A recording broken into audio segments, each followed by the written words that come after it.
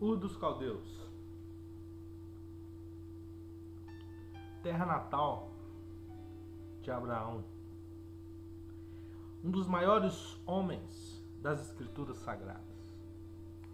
Nasceu aproximadamente 3.700 anos atrás. Uma lenda. O maior patriarca de todos os tempos, conhecido por todos como o pai da fé, reverenciado até os dias de hoje pelas 3 maiores religiões monoteístas do mundo. Não podemos mensurar o tamanho do seu legado. E nele, através dele, todas as famílias da terra são abençoadas em Cristo Jesus. Viveu em uma época onde todos os homens se corromperam espiritualmente. Todos ao seu redor eram politeístas, serviam a vários deuses. E Abraão foi o único naquela geração que demonstrou descontentamento com aquele estilo de vida. E Deus se agradou disso. E Deus chama Abraão ainda em sua terra natal, quando ainda ele se chamava Abrão. E diz: Deus, sai da sua terra, sai da sua parentela, sai da casa de seu pai e vá para uma terra que eu lhe mostrarei. E depois far-lhe-ei uma grande nação.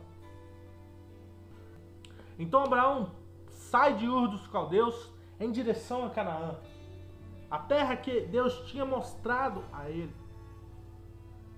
Só que no meio do caminho,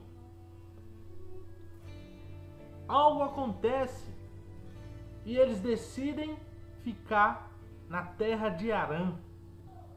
E ainda estava com eles seu pai e seu sobrinho Ló.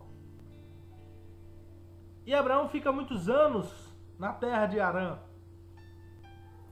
E é interessante nós observarmos, nós nos questionarmos por que era importante ele sair de perto do seu pai, de perto dos seus parentes. A Bíblia nos diz em Josué 24:2 que Terá, pai de Abraão, e seu irmão Naor, eles eram idólatras, muito idólatras. Existe uma história na cultura judaica muito interessante.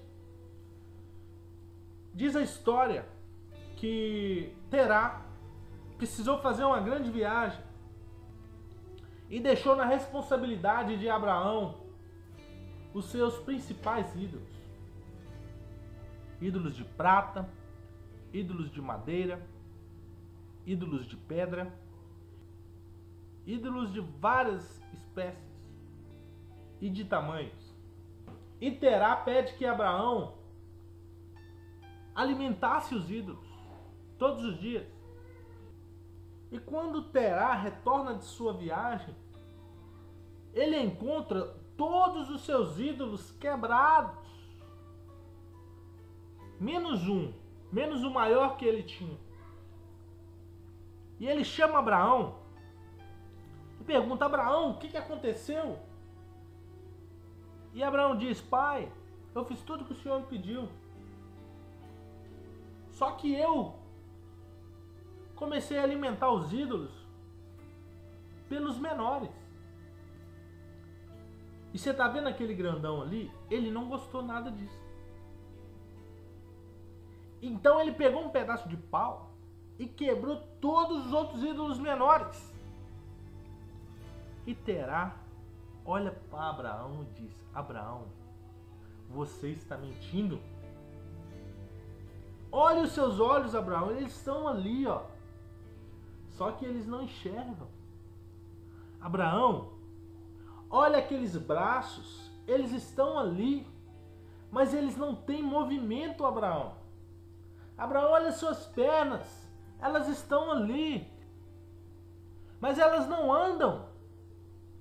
E Abraão interrompe seu pai imediatamente e diz: então, pai, como o senhor pode acreditar em deuses que têm olhos, mas não vê, pernas, mas não andam, braços, mas não se movimentam?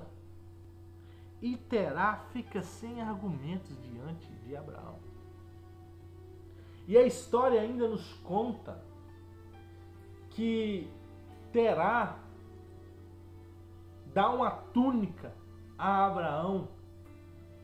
E essa túnica representava que ele tinha rejeitado os deuses de seu pai. Depois da morte de Terá, Abraão decide ir a Canaã, trazendo ainda consigo seu sobrinho Ló. Em Canaã, começa a ver aquela terra maravilhosa, começa a ver os seus habitantes, e Deus o lembra novamente das promessas que ele tinha feito ainda em sua terra natal. E fala que ele daria aos seus descendentes aquela terra. E Abraão constrói o seu primeiro altar. Abraão é conhecido como o patriarca que mais construiu altares. E esses altares, eles tinham um significado. Porque Abraão, ele vai marcando o território na terra que Deus tinha prometido a ele e consagrando aquela terra a Deus. E ele constrói o seu segundo altar perto de Betel. E depois de ter adorado a Deus, ele decide ir mais ao sul, em direção a Negueb. Uma das missões que Abraão tinha era andar pela terra, a terra prometida. É só que algo acontece no meio desse caminho. É interessante nós observarmos que mais uma vez alguma coisa tenta tirar Abraão da terra prometida. A primeira foi Harã. Agora surge uma fome tão grande, no meio do caminho, que Abraão decide ir para o Egito. E a estadia de Abraão no Egito é muito importante na sua história. Nós precisamos observar alguns detalhes. Eu confesso que até procurei os sábios da igreja para ver se o meu pensamento, por algum motivo, não estava equivocado sobre a estadia de Abraão no Egito. Porque no Egito, nós vimos um Abraão se comportar de uma forma muito diferente. E Abraão é um homem de poucas palavras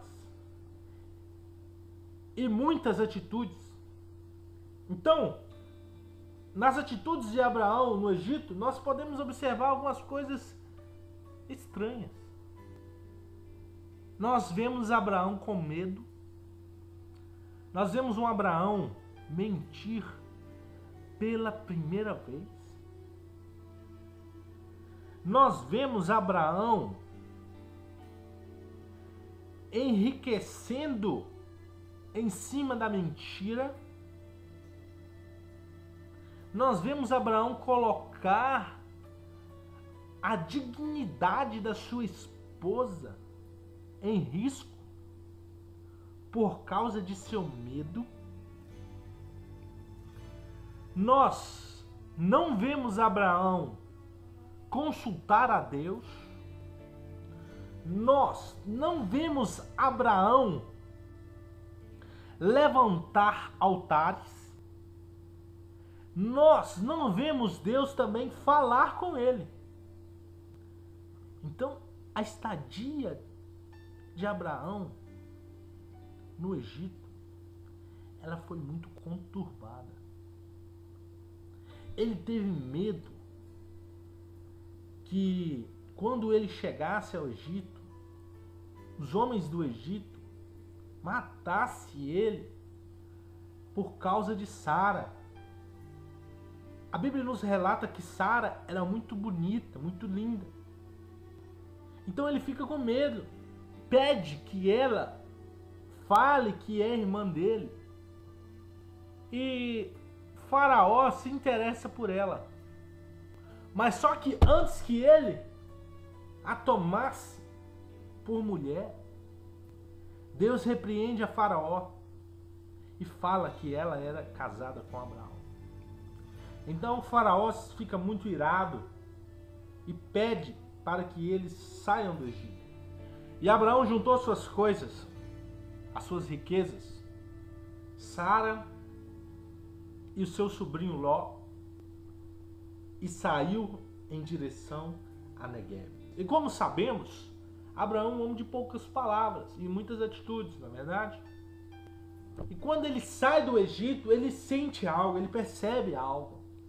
Ele percebe que algo estava diferente, que alguma coisa estava fora do seu lugar. E ele decide procurar o seu primeiro altar. E a Bíblia nos relata que ele foi procurando de lugar em lugar, aonde que ele construiu o seu primeiro altar. E é importante nós aprendermos com as atitudes de Abraão.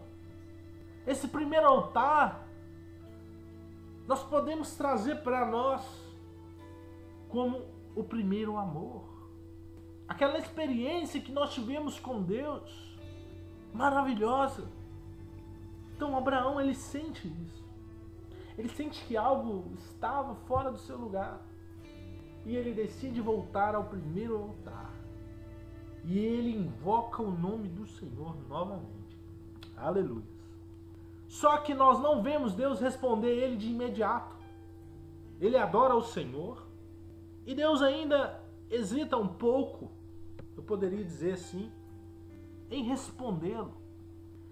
As riquezas que Abraão e Ló conseguiram no Egito eram tão grandes, que já não havia espaço suficiente para os seus animais. E os seus pastores de ovelhas começaram a brigar entre si. E Abraão decide então se separar de Ló. E fala para Ló: Ló, se você escolher a direita, eu vou à esquerda. Porque não é bom que nós briguemos entre nós, porque nós somos parentes. E Ló então avista as campinas de Sodoma. E aqui nós entendemos por que Abraão não podia ficar perto de Ló. A Bíblia diz que Ló era um homem justo. Eu concordo, justo. Mas ele não era um homem de fé. Ele era um homem que andava por aquilo que ele estava vendo. Ele revela isso quando escolhe as campinas de Sodoma, que eram muito mais verdes, tinham muito mais alimentos para os seus animais. E Abraão é considerado o pai da fé, porque ele andava não pela vista, não por aquilo que ele estava vendo, mas ele andava em cima das promessas que Deus tinha feito a ele. Ele andava por fé. E se nós queremos agradar a Deus, nós também temos que andar por fé. Fé é a prova daquilo que nós não vemos e a certeza daquilo que esperamos. E quando ele se separa de Ló, Deus fala com ele. Foi só Ló sair de perto dele que Deus então fala com Abraão. Lembra de novo as promessas que ele tinha feito a ele. Então, depois que Abraão se separa de Ló, Deus fala com ele, pede para ele olhar para o norte, para o sul, para o leste, para o oeste, e promete toda aquela terra aos seus descendentes. Então Abraão mudou o seu acampamento e passou a viver próximo aos carvalhos de Mamre, em Hebrom, onde construiu seu terceiro altar. Depois desses acontecimentos, houve uma guerra em Sodoma e Ló é levado escravo. Então Abraão decide resgatar Ló. A história nos conta que levantaram 5 reis e destruíram algumas cidades, inclusive Sodoma. E aqui eu quero que os irmãos prestem atenção, que quando Abraão ficou sabendo da história, ele manda chamar 318 guerreiros que ele tinha consigo, que nasceram em sua casa, preparados para a batalha. Existem até campanhas hoje em dia sobre esses 318 de Abraão. Mas algo interessante que me chama a atenção, Abraão tinha esses soldados com ele o tempo todo. E ele parte em direção desses 5 reinos e destrói 5 reinos com 318 guerreiros. A Bíblia não relata o tamanho do exército desses reinos, mas ela relata 5 exércitos. Se exército, não era poucos. E agora eu me recordo que Abraão teve medo no Egito. Por que alguém que tem 318 guerreiros, que são capazes de destruir 5 reinos, teria medo de um reino? Não dá para explicar. E outro ponto interessante é que o rei de Sodoma fala para Abraão: Abraão, você pode ficar com todos os despojos de guerra. E Abraão, dessa vez, ele faz algo maravilhoso. Prova que ele já tinha aprendido com o passado. Ele fala para o rei de Sodoma: eu não vou ficar com nada. Eu não quero que depois você venha falar que enriqueceu Abraão. Fique com suas riquezas. Irmãos, não era pouca não. Eram muitas riquezas. Mas Abraão decide não se enriquecer com os despojos deste mundo. Isso, irmão, faz toda a diferença. E logo em seguida aparece Melquisedeque, rei de Salém, sacerdote do Deus Altíssimo.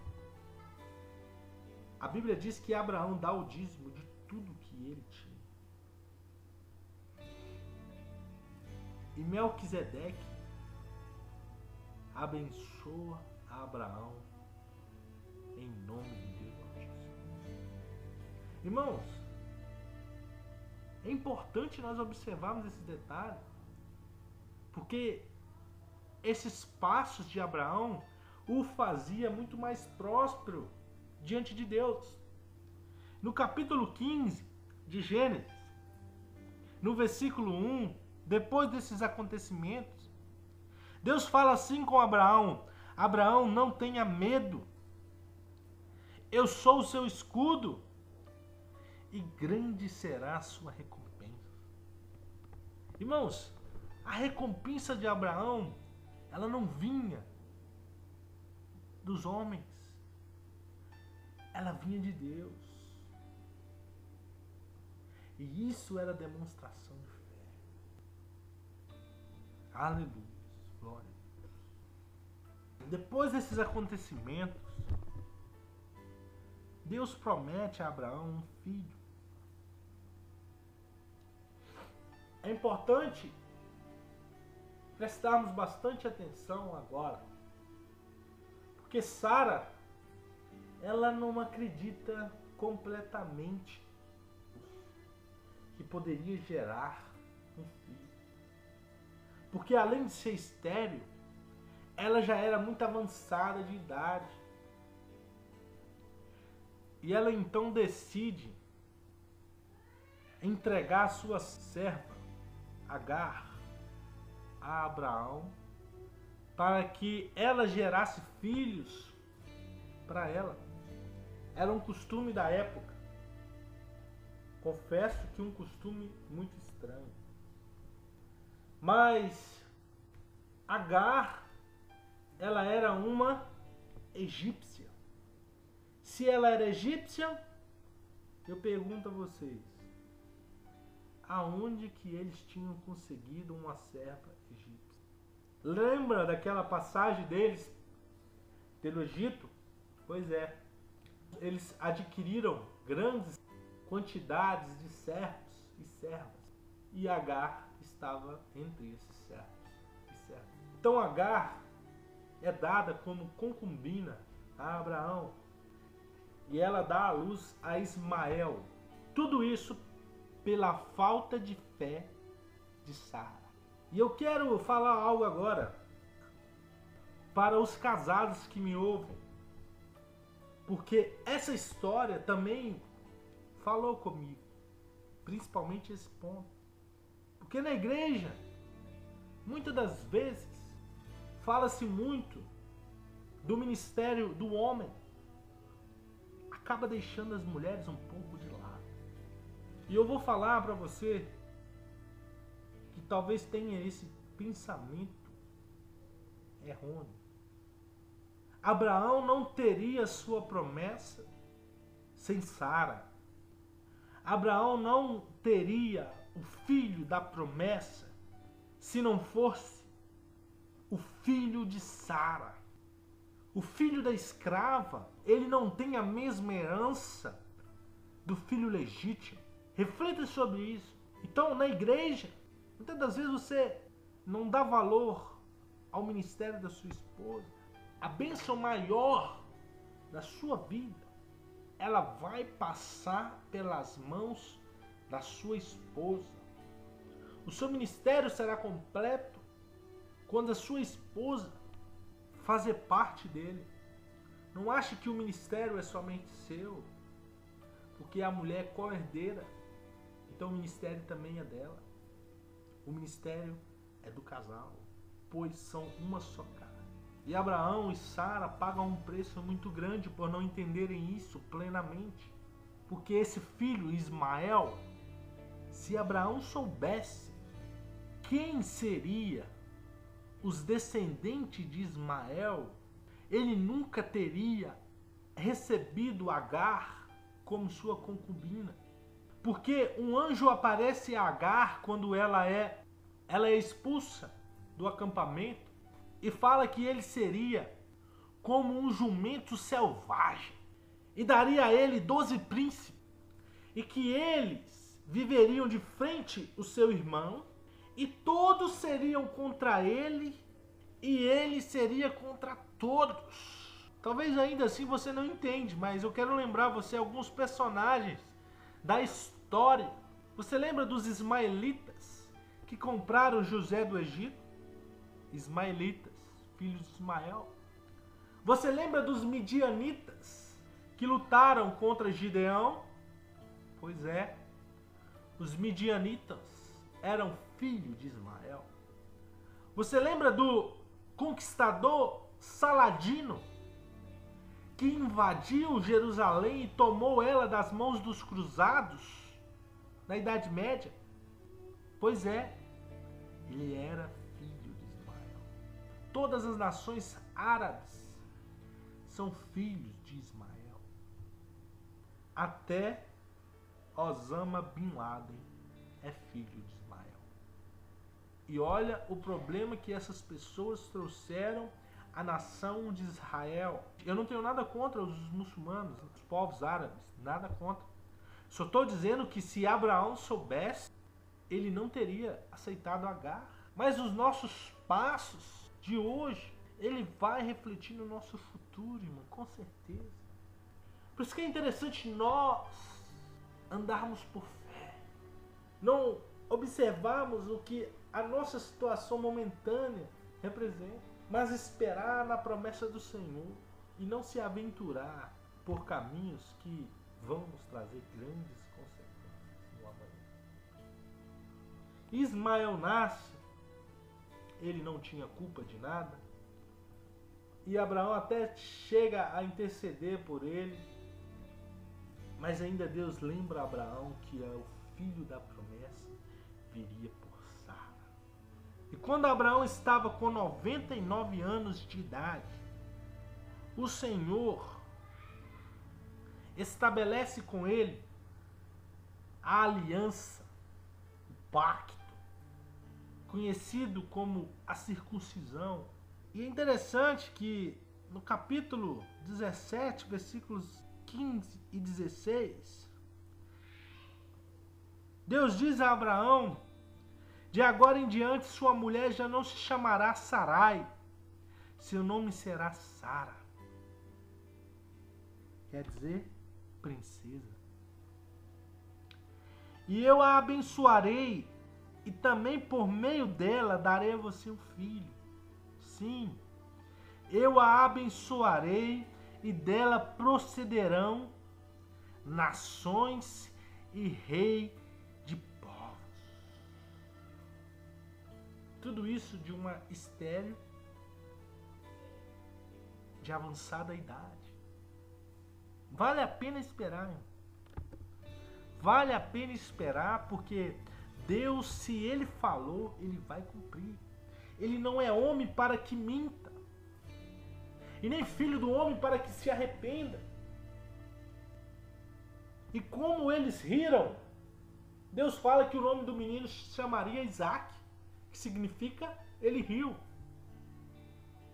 E ele era o filho da promessa. E ali, Deus faz um pacto eterno com Abraão. E o sinal desse pacto seria visível na carne de seus descendentes, que é a circuncisão. Esse pacto era um pacto de obediência. Não acho que simplesmente se um dos seus filhos fosse circuncidado, eles já seriam salvos. Não é. Era um pacto de obediência. E a obediência resultava no cumprimento da ordenança em circuncidar os filhos homens. Mas não era somente isso. Era a obediência a Deus. A guardar os mandamentos que Deus ordenava. Isaac nasce, o filho tão esperado, o filho da promessa. E a bênção de Abraão se completa, pois ele tem um filho com sua amada esposa.